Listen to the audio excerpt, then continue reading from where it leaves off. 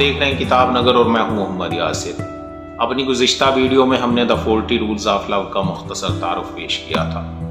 آج کی ویڈیو میں ہم اس ناول کے بہت ہی اہم کردار ایلا کے بارے میں تفصیلاً بات کریں۔ ایلا کا تعلق ایک امریکی ریاست میساچوسٹس سے تھا۔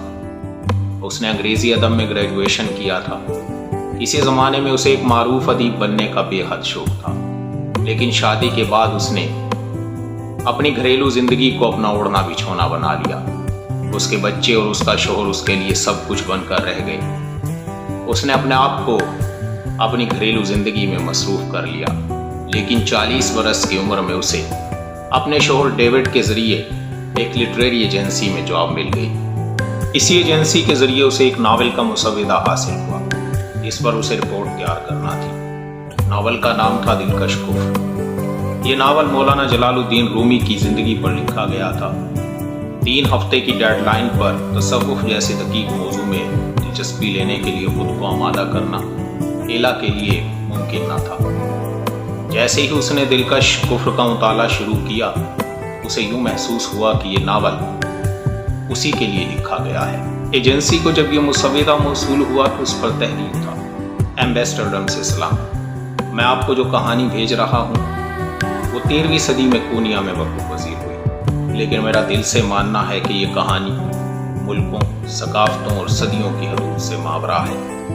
امید کرتا ہوں کہ آپ کو بہترین شاعر مولانا جلال الدین رومی اور تاریخ اسلام کے انتہائی محترم روحانی پیشوا شمس تبریز کے غیر معمولی تعلق پر یہ صوفیانہ تاریخی ناول دلکش کفر پڑھنے کا وقت میسر آ سکے گا۔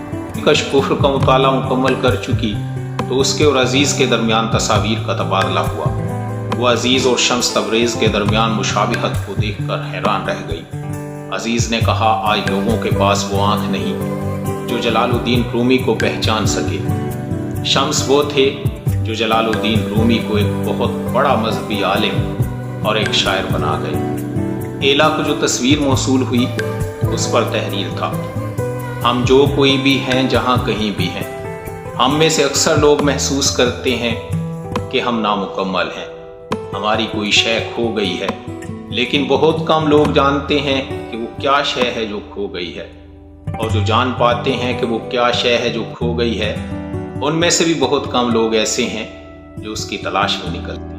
ایلا اور عزیز کے درمیان تصاویر کا یہ تبادلہ رکا نہیں۔ بعد میں موصول ہونے والی ایک تصویر پر مولانا رومی کی یہ نظم درج تھی: محبت کا انتخاب کرو محبوب، محبت کی شیریں زندگی کے بغیر جینا ایک بوجھ ہے، جیسا کہ تم دیکھ چکے ہو۔ ایلا کو محسوس ہوا کہ یہ سب کچھ اس کے لیے لکھا گیا ہے۔ اس نے گھریلو زندگی کے 40 اصول لکھنے کے بارے میں سوچا۔ اس نے مصنف کو ای میل کی: آپ نے کہا ہے کہ محبت زندگی کا جوہر ہے، باقی کسی شے کی کوئی اہمیت نہیں۔ میں آپ سے مکمل طور پر اتفاق نہیں کرتی۔ گھر کی بہتری، صحت کی بہتری اور اپنے معمولات میں تبدیلی کے لیے ایلا نے 10 نکات پر مشتمل ایک فہرست بنا رکھی تھی، لیکن دلکش کفر پڑھنے کے بعد وہ اس نتیجے پر پہنچی کہ محبت اس کا حتمی نتیجہ ہے۔ محبت کے لیے دل گشادہ کرو۔ حالانکہ یہ بات لکھتے وقت وہ اس کے مفہوم سے ناواقف تھی۔ اس نے عزیز کو ای میل کیا: 40 برس کے بعد انسان کے پاس زیادہ دانش، زیادہ عقل اور سب کچھ ہوتا ہے۔ صوفیوں کے نزدیک 40 روحانی بیداری کی علامت ہے۔ طوفان نوح میں جہاں زندگی کو ختم کر کے انسان کو پاک کیا گیا، وہیں ایک نئے آغاز کا موقع بھی فراہم کیا گیا۔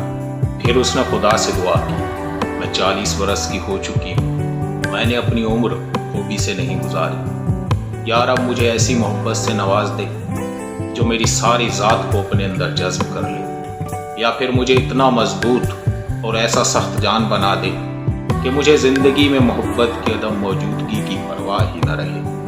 زہرا کی ای میلز پڑھنا ایلا کی عادت ہو چکی تھی۔ وہ سمجھتی کہ اگر یہ فلرٹ ہے تو بے ضرر فلرٹ ہے۔ ویسے بھی وہ سمجھتی تھی کہ اس کی بیٹیاں سمجھتی ہیں کہ وہ ان کی زندگیوں میں بے جا مداخلت کرتی ہے۔ عزیز نے اس سے کہا: کیا تمہیں معلوم نہیں کہ شمس تبریز نے کہا تھا کہ زندگی ایک بہت بڑا سا دیگچہ ہے جس میں کوئی شے پک رہی ہے؟ جو کچھ ہم سوچتے ہیں، جو کچھ ہم کہتے ہیں، ابھی ہمیں معلوم نہیں کہ وہ سب اس پکوان کے آمیزے کے اجزاء ہیں۔ ہمیں خود سے پوچھنے کی ضرورت ہے کہ ہم اس دیگچے میں ناراضیاں، عداوتیں اور نفرتیں ڈال رہے ہیں یا پھر محبت اور ہم آہنگی۔ عزیز کی ای میلز نے ایلا کو سرحدوں اور ناخوشگوار واقعات کے خوف سے آزاد کر دیا۔ وہ غیر یہودی لوگوں بالخصوص مسلمانوں کو ناپسند کرتی تھی۔ ایلا کے نزدیک وقت کا مطلب مستقبل تھا اور عزیز کے نزدیک حال۔ اس کے نزدیک حال کے سوا سب کچھ فریب خیال تھا۔ کہ شوہر ڈیوڈ کو اس کی ای میلز کے ذریعے معلوم ہوا کہ وہ جس عزیز زہرا کے ناول پر رپورٹ لکھ رہی ہے اس کے ساتھ فلرٹ بھی کر رہی ہے۔ اسے اس کے رویے پر شدید تشویش ہوئی اور پہلی بار اسے اس کے ساتھ روا رکھے جانے والے اپنے رویے پر پشیمانی کا احساس ہوا۔ عزیز کی منفرد شخصیت اور اس کے الفاظ کا جادو ایلا کے سر چڑھ کے بول رہا تھا۔ وہ اس کے شہر میں گرفتار ہو چکی تھی۔ جب اس نے عزیز کو ڈنر پر انوائٹ کیا تو اس کا شوہر ڈیوڈ شرمندہ ہونے کے سوا کچھ نہ کر سکا، کیونکہ وہ جانتا تھا کہ ایلا پہلے کی نسبت کہیں زیادہ مضبوط ہو چکی ہے۔ ایلا عزیز کی طرف پیش قدمی کے حوالے سے کافی عرصہ تک کشمکش کا شکار رہی۔ کبھی وہ اس کی طرف پیش قدمی کرتی اور کبھی اس پیش قدمی پر نادم ہو کر 2 قدم پیچھے ہٹ جاتی۔ بالآخر اس نے دل کڑا کر کے فیصلہ کر لیا۔ اپنا گھر بار، بچے اور اپنے شوہر کو چھوڑ کر اس نے عزیز کے ساتھ روانہ ہونے کا فیصلہ کر لیا اور یوں وہ 40 برس کی عمر میں عشق میں گرفتار ہو۔